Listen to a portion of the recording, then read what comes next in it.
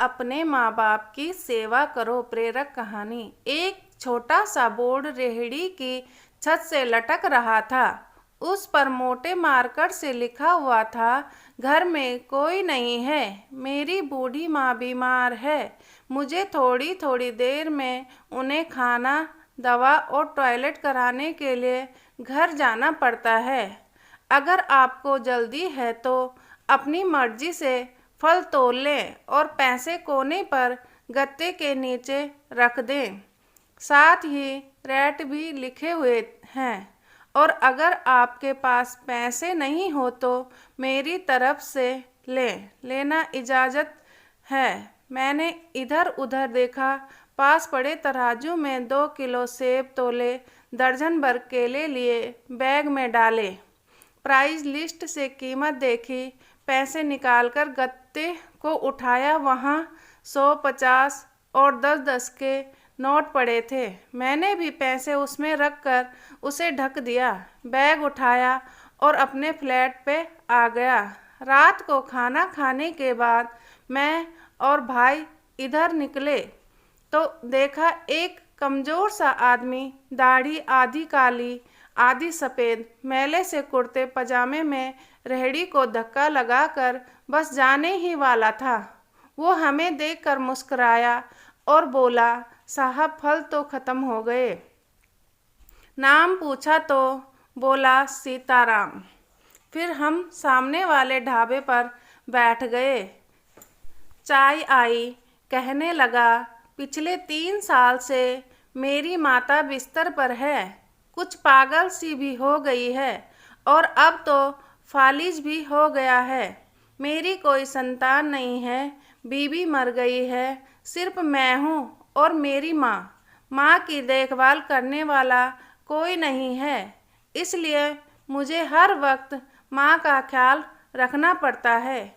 एक दिन मैंने माँ का पाँव दबाते हुए बड़ी नरमी से कहा, माँ तेरी सेवा करने को तो बड़ा ही जी चाहता है, पर जेब खाली है तो है और तू मुझे कमरे से बाहर निकलने नहीं देती।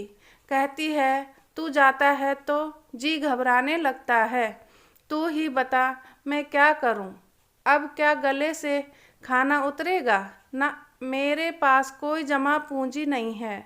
ये सुनकर माँ ने हाँफते काँपते उठने की कोशिश की।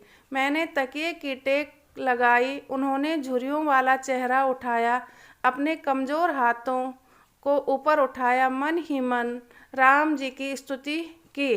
फिर बोली, तू रेहड़ी वहीं छोड़ आया कर, हमारी किस्मत हमें इसी कमरे में बैठकर मिलेगा। मैंने कहा, माँ क्या बात करती हो? हाँ, वहाँ छोड़ आऊँगा तो कोई चोर उचक्का सब कुछ ले जाएगा।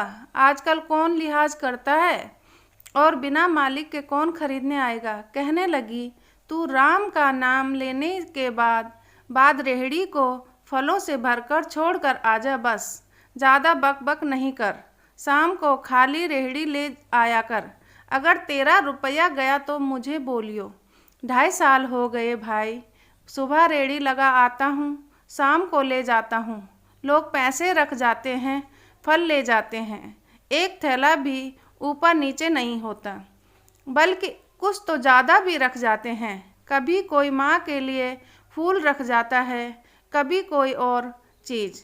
परसों एक बच्ची पुलाव बनाकर रख गई, साथ में एक पर्ची भी थी अम्मा के लिए। एक डॉक्टर अपना कार्ड छोड़ गए, पीछे लिखा था, माँ की तबीयत नाजुक हो तो मुझे कॉल कर लेना, मैं आ जाऊँगा। कोई खजूर रख जाता है, रोज़ाना कुछ न कुछ मेरे हक के साथ मौजूद होता है। ना माँ हिलने देती है, ना मेरे राम कुछ कमी रहने देता है। माँ कहती है, तेरा फल मेरा राम अपने फरिश्तों से बिकवा देता है। आखिर मैं इतना ही कहूँगा कि अपने माँ बाप की सेवा करो और देखो दुनिया की कामयाबियाँ कैसे हमारे कदम चूमती है। आशा करती हूँ आज की कहानी अच्छी लगी होगी। अच्छी लगी तो लाइक, शेयर, सब्सक्राइब और कमेंट में बताना कौन सा पार्ट आप लोगों को अच्छा लगा।